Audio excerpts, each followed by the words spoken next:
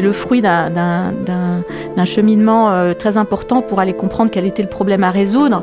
Et aujourd'hui, dans les entreprises, je trouve que le sujet du management est vraiment crucial pour pouvoir générer une envie de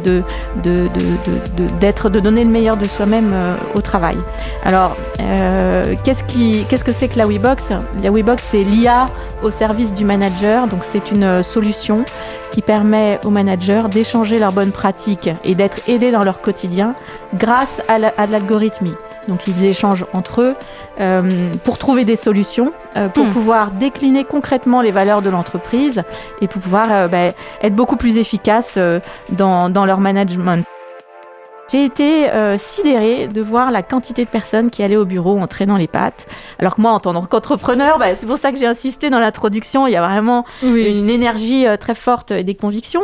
Et de même que j'ai d'ailleurs aussi été sidérée d'apprendre que 30% des Français prenaient des psychotropes. Donc durant cette étude, je me suis dit, quel est le fléau du malheur des gens sur lequel je peux travailler, parce que c'est vraiment c'est ça qui m'intéresse. Et j'ai essayé de recenser au travers de ces interviews quelles sont les bonnes pratiques qui font qu'on génère de l'engagement au sens de l'envie de travailler, l'envie de se lever le matin, et donc in fine moins de burn-out, qui est aussi un sujet sur lequel je travaille beaucoup parce que les entrepreneurs sont très sujets au burn-out et j'ai beaucoup de témoignages sur ce sujet-là.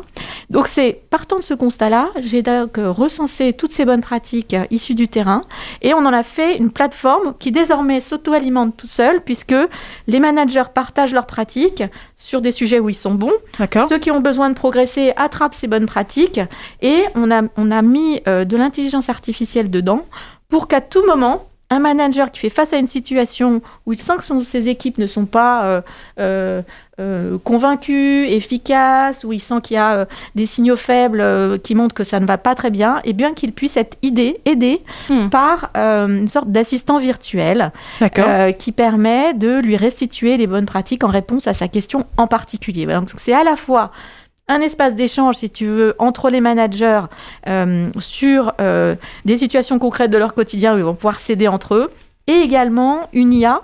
Alors l'intérêt de l'IA, si tu veux, Andrea, c'est que très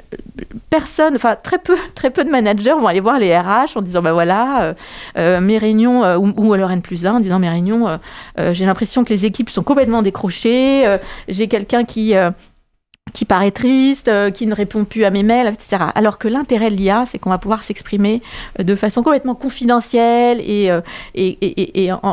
supprimer toute la timidité pour vraiment exprimer son besoin. Et derrière, l'IA va piocher dans toutes nos bonnes pratiques. On a 5000 contenus pour accompagner au mieux. Ça en fait pas mal. Voilà, ça en fait pas mal. Ce que j'aime bien, c'est qu'il y a aussi cette idée de co-développement, de partage, de collaboration, et ça crée un cercle vertueux positif qui va permettre aux différents managers de trouver des solutions et d'aller plus vite dans leurs besoins et de faire aussi de regarder les irritants qu'il y a et d'avoir une réponse. Et c'est intéressant aussi donc avec la technologie, donc c'est l'IA avec des algorithmes. Vous arrivez à analyser les différentes contributions. Oui, alors justement, je peux te donner plusieurs exemples, mais effectivement, certains clients nous disent, c'est un peu comme du co-développement à grande échelle. J'ai en tête un client où on a 1000 managers qui sont dans une communauté, et là, on est vraiment sur de la très grande échelle. C'est l'intérêt du digital. Il n'y a pas un modèle il n'y a pas un modèle de réussite. Et de la même façon, il n'y a pas un modèle de manager, il n'y a pas un modèle de leader. Il faut qu'on sache savoir nous-mêmes qui je suis, de quoi j'ai envie, d'accord, pour décliner ça, au quotidien avec ses équipes.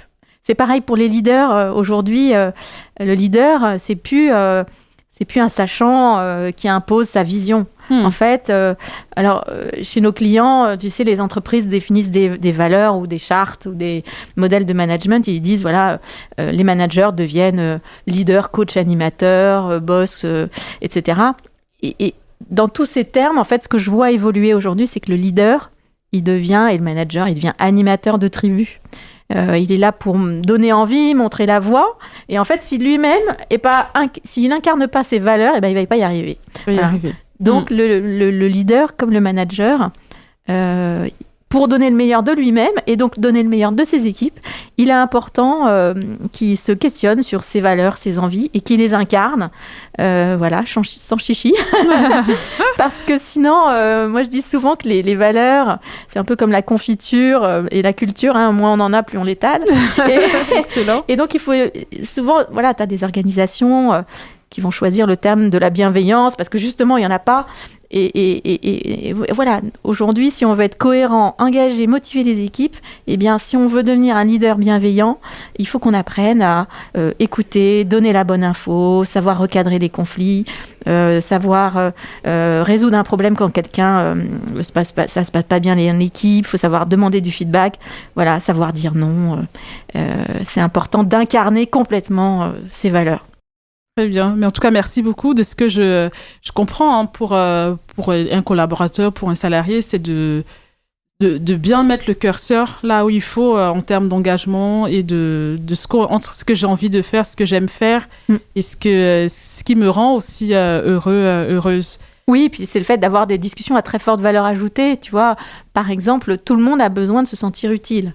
Oui. Bon, comment tes équipes peuvent se sentir utiles dans le projet que tu es en train de déployer. Donc c'est là où il faut avoir des discussions à forte valeur ajoutée sur ce qu'ils ont repéré sur le terrain, leurs initiatives. C'est ça en fait dont les individus ont besoin.